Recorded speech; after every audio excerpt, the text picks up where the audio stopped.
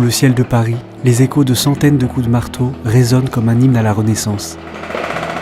Sur le chantier de la reconstruction de Notre-Dame, la couverture de ses voûtes par le plomb bat son plein. Alors que la couverture de la partie haute de la flèche est finie, c'est maintenant la charpente, notamment au-dessus du chœur et de la nef, qui va recevoir sa couverture de plomb. Face à un panorama saisissant de la ville, Valentin, jeune charpentier, manie avec dextérité la nouvelle feuille de plomb, exécutant des gestes hérités de siècles passés. Alors là, je suis en train actuellement d'emboutir une pièce, on appelle ça. Je lui donne la forme du support sur le plomb. Comme là, on peut voir, il y a un creux dans la charpente, dans la volige, et ben je prononce le creux dans le plomb. Ce qui va me permettre après de mettre une patte dedans. On appelle ça un méplat, qui va être vissé afin de tenir la plaque. Le travail de couverture de Notre-Dame est réparti entre plusieurs groupes d'entreprises. Sur le versant sud du chœur, Quentin Attias, chef de chantier, surveille l'avancement des travaux de son groupe. Son entreprise a environ 1600 plaques de plomb à poser. Alors là, en fait, on est en train d'étaler le plan carré, donc toutes les tables de plomb qui vont recouvrir tout le versant du chœur. Ça se passe en plusieurs étapes. En fait, vous voyez, on fait descendre les tables de plomb qu'on vient enquiller les unes dans les autres, et après on va refermer tous les joints ensemble pour recouvrir et étancher toute la couverture. Chaque plaque de plomb pèse environ 50 kg. Elles ont été fondues selon une ancienne technique de coulée sur sable. Ici, les techniques ancestrales de couverture en plomb se marient avec le savoir-faire et les matériaux modernes. Il y a 2 couches de papier craft, du papier anglais en dessous du plomb qu'on met avant de poser le plomb. Ce papier craft, il permet à éviter un mauvais contact entre les essences du bois, du chêne, et l'essence du plomb, qui ne réagiraient pas super bien ensemble, et ça fait quand même longtemps qu'ils mettent du papier craft. Avant, ils mettaient beaucoup du papier journal en fait en dessous. Quand on démonte des vieilles couvertures, c'est pas rare de trouver des vieux journaux qui datent de l'époque où les tours ont été montées. De l'autre côté du transept de la cathédrale, sur le versant sud de la nef, un autre groupe de couvreurs s'active.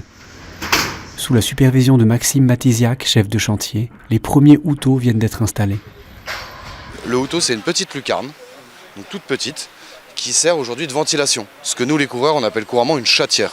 C'est une décoration, mais qui a pour vertu de faire rentrer de l'air à l'intérieur du toit, de manière à ventiler l'ensemble du comble. D'habitude, c'est une petite pièce sur un toit parisien qui est grande comme ça. Ici, à Notre-Dame, tout est démesuré. Elle est grande comme ça. À l'intérieur, un trou qui permet de rentrer dans la toiture, avec une grille en cuivre, pour pas que les oiseaux puissent rentrer à l'intérieur. Donc voilà, ça protège, mais ça permet quand même à l'air de se diffuser. La température de la couverture peut atteindre jusqu'à 100 degrés Celsius en plein été et descendre en dessous de 0 pendant l'hiver. Ça bouge, ça dilate.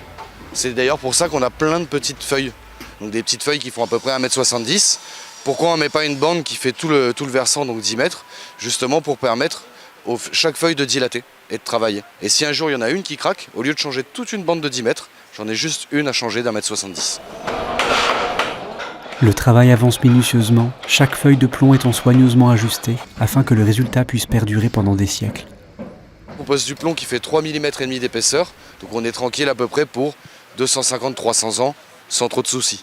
Il faudra passer à acheter un œil tous les 50 ans, voir s'il n'y a rien à craquer, on ne sait jamais, mais normalement il n'y aura pas de soucis.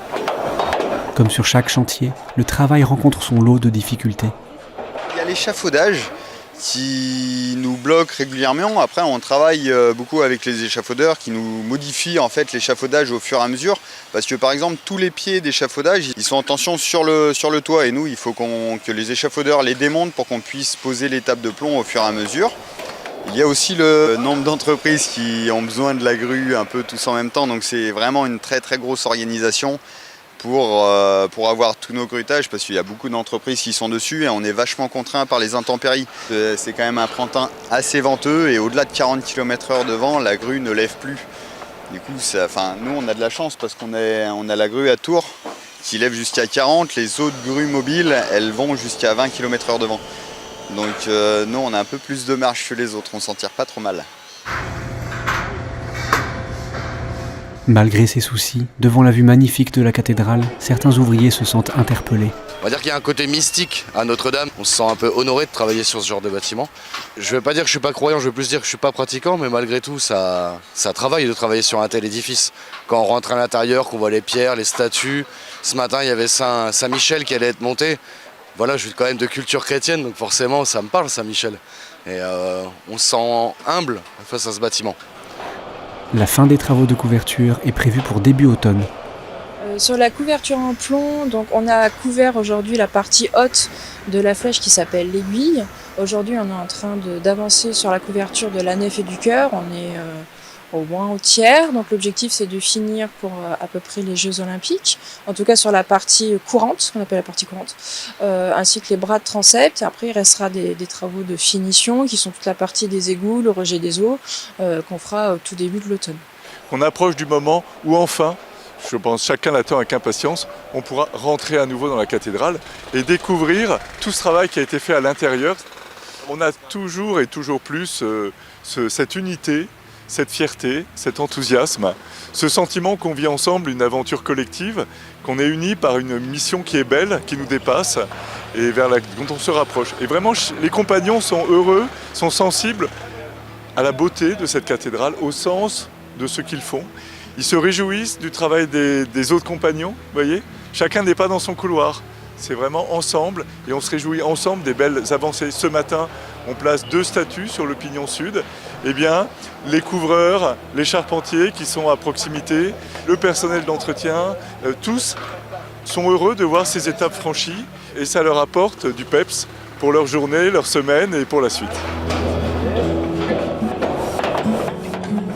À mesure que les travaux touchent à leur fin, les équipes ont hâte de voir la cathédrale retrouver sa splendeur de jadis.